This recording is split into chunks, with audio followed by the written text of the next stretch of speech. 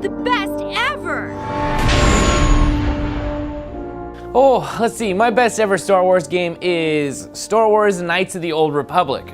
It's the first time you really got to go through the whole Trials of the Jedi. You're gonna make your own lightsaber, which is dope. I mean, I didn't even know how that worked until I played that game. I was like, oh, crystals, cool, that's how it works. And you just get to do so many things and learn so much about how Star Wars works and what being a Jedi is.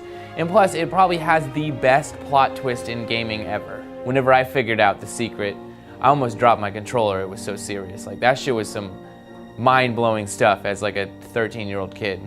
You start the game out as a fledgling Jedi, and you have to go through the whole Trials of the Jedi and have to do all your stuff, and it's super awesome. You meet Yoda, you're like, yo, what up, Yodes? You know, I'm new here, and he's like, oh shit, you are, go make a lightsaber, kid. And you're like, okay. And then this whole thing leads up to where obviously you are Jedi, you must fight bad guys. So you're trying to find the Sith Lord Revan, and like, it's this big plot point where you have to do all of this shit to kind of find out who he is and then go kill him. And then about like 25, 30 hours into the game, you find out that you're Darth Revan. And that was the most unforeseeable thing in the game. And it makes complete sense once they like turn the hook on you. They're like, oh, and you're just like, oh shit, how did I not notice that? And it was literally one of the best twists in any video game ever. The game is even better because of the supporting cast. All the characters you can have in your party and everything are great, but HK-47 is a robot you can have on your team, and he is the best robot that has ever been in games ever, period, without a question. He refers to every human or really organic organism as like a meat bag, and he's an assassination droid, so the way he talks about everybody is just so crass, and his eagerness to kill people is like the most charming thing ever. You would think that, you know, an insane assassination droid would kind of be not charming, but for whatever reason, he's like the just best character in the game. Query, can I kill him now, Master? I would like ever so much to crush his neck, just a little. It is a long-time fantasy of mine. Knights of the Old Republic is like being the Jedi you want to be. It didn't matter. I was like, you want a double-sided lightsaber? Fuck it, go do it. You got that, no problem. 2 lightsabers? Who cares? You want to be a Jedi that uses blasters? Done. You get to do whatever the hell you want and get to be the Jedi you want to be, all while accidentally being a main character in a larger Star Wars plot. So the way that they shaped everything up in that game just made you feel so important, and that's what a lot of the Star Wars games lack. Either you're Luke or somebody that doesn't matter. And in this one, your character actually feels like a big deal. The best ever Star Wars video game, in my mind, is Rogue Squadron for the Nintendo 64. Rogue Squadron boiled it down to what everyone really wanted to be in any sort of Star Wars flying game. And that's Luke Skywalker in that X-Wing just tearing up some Imperial ass. And you even got more than just the X-Wing, because those are cool, but you got A-Wings and Y-Wings and the Millennium Falcon. You flew a Naboo Starfighter because Episode 1 was coming out about the same time. And you even got a Lincoln Continental. I'm such a fan of just weird and wacky codes in games. So getting to fly that Lincoln Continental in space was just one of the highest points for me in Star Wars Rogue Squadron.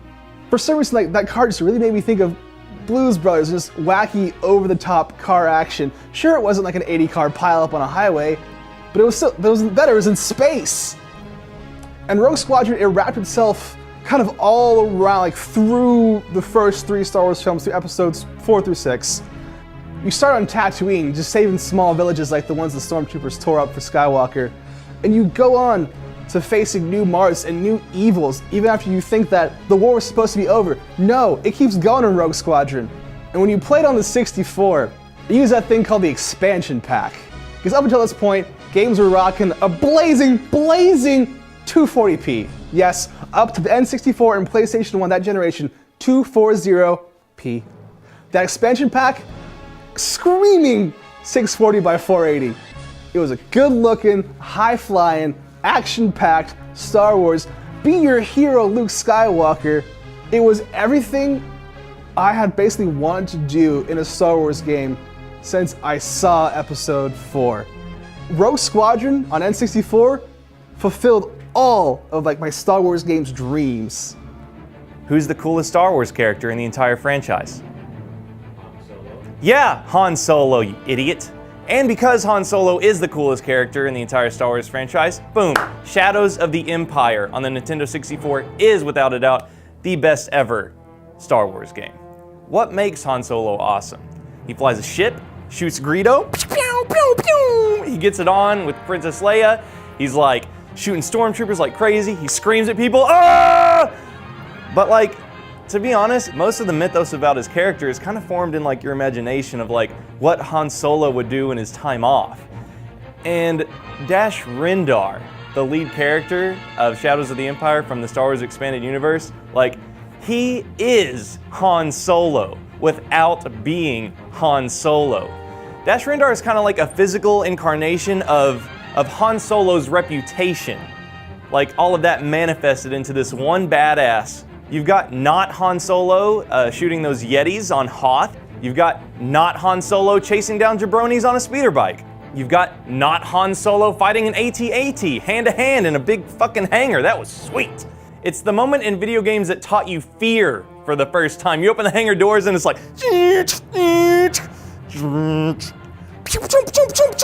you're like, ah, and it's like, oh my god! And you see its health percentage go down. It's like down to 0%. It's like, and it's like, and you're like, oh fuck you, AT-AT! I just took you down mono and mono.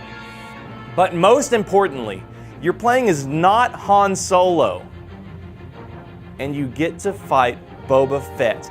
You see Boba Fett on that desert planet, and it's like, oh, we're about to do it! It's the fight you always wanted. It's not like Return of the Jedi where real Han Solo like whacks Boba Fett with a 2x4 in his jetpack and he flies off and he like hits the side of Jabba the Hutt's pimp mansion and he falls into the big anus with the teeth and he's like, ah! It's not like that at all. So like, you're playing Shadows, you're having a jetpack dogfight, like you're fighting, like you're both flying around in this arena that's set up for like sheer badassery, like, Boba Fett's like, ah! And you're like, and then you whoop Boba Fett's ass and he's like, hang on, I'll be back. And he goes down into this hole and then here comes Slave One. You destroy Slave One by yourself. You don't destroy it like he's like, shit, I gotta go. I'm getting my ass kicked by not Han Solo, so I gotta get out of here. Plus Piccolo's the main bad guy.